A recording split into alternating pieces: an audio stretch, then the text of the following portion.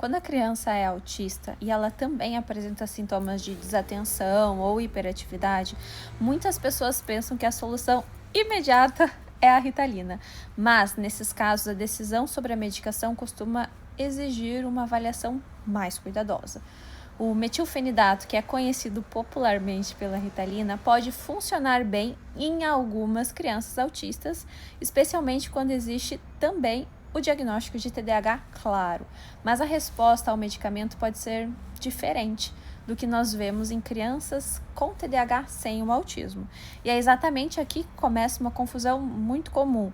Como a Ritalina age no cérebro de quem tem TDAH e em um cérebro de quem é autista. O cérebro funciona através de mensageiros químicos chamados neurotransmissores. E entre eles, 2 são fundamentais para atenção, controle de impulso e organização do comportamento. E esses 2 são a dopamina e a noradrenalina. E a Ritalina, cujo nome da substância é metilfenidato, age aumentando a disponibilidade desses neurotransmissores em algumas regiões do cérebro. Ela faz isso bloqueando a recaptação de dopamina e noradrenalina, fazendo com que as substâncias permaneçam mais tempo nas conexões entre os neurônios. Isso melhora a comunicação entre os circuitos cerebrais responsáveis por atenção, planejamento, controle de impulsos, organização do comportamento. E no TDAH existe justamente uma dificuldade nesses circuitos que eu acabei de falar, principalmente no córtex pré-frontal, que é uma região central para as chamadas funções executivas, que eu fiz um vídeo já falando sobre isso. E o cérebro com TDAH tem muitas dificuldades em manter os níveis adequados de ativação nesses circuitos ao longo do tempo. Por isso, a criança pode se distrair com facilidade, iniciar tarefas e não terminar, esquecer instruções, agir por impulso, ter dificuldade de sustentar a atenção em aulas, trabalhos e tudo mais.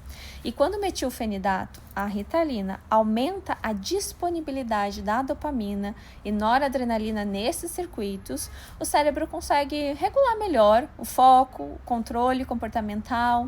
Só que no autismo, o funcionamento cerebral envolve outros aspectos além da atenção.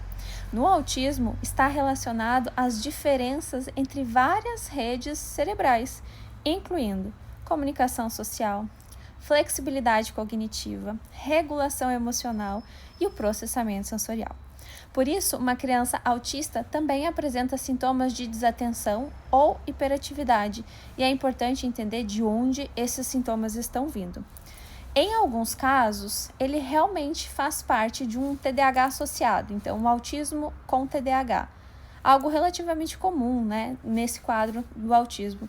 Só que nessas situações, o medicamento estimulante como o metilfenidato pode até ajudar, mas estudos mostram que em crianças autistas, a resposta ao metilfenidato, que é a Ritalina, tende a ser mais variável do que em crianças com TDAH isolado, ou seja, só TDAH. E os efeitos adversos podem ser mais frequentes.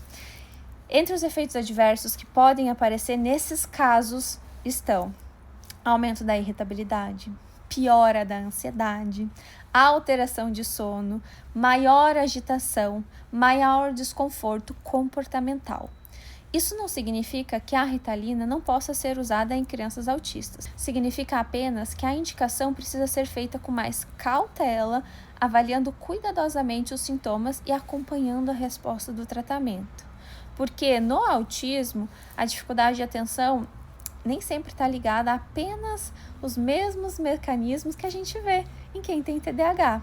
Às vezes, ela pode estar relacionada a fatores como sobrecarga sensorial, muito comum, ansiedade, dificuldade na flexibilidade cognitiva, um marcador muito específico do autismo, desregulação emocional. E se tratarmos apenas a atenção sem entender o que está por trás desse comportamento, podemos acabar tratando apenas uma parte do problema ou piorando essa questão. Por isso, a pergunta mais importante não é: essa criança autista pode tomar Ritalina?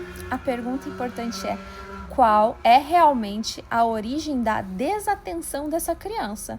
E qual tratamento faz mais sentido para o funcionamento do cérebro dela.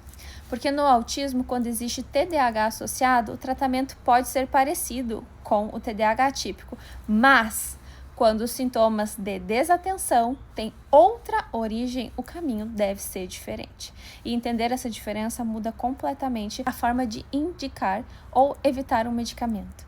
E um médico especialista nisso faz toda a diferença no tratamento do filho de vocês. Porque primeiro ele faz um diagnóstico correto, depois ele sabe o que ele tem que fazer e ele te acompanha nesse processo todo.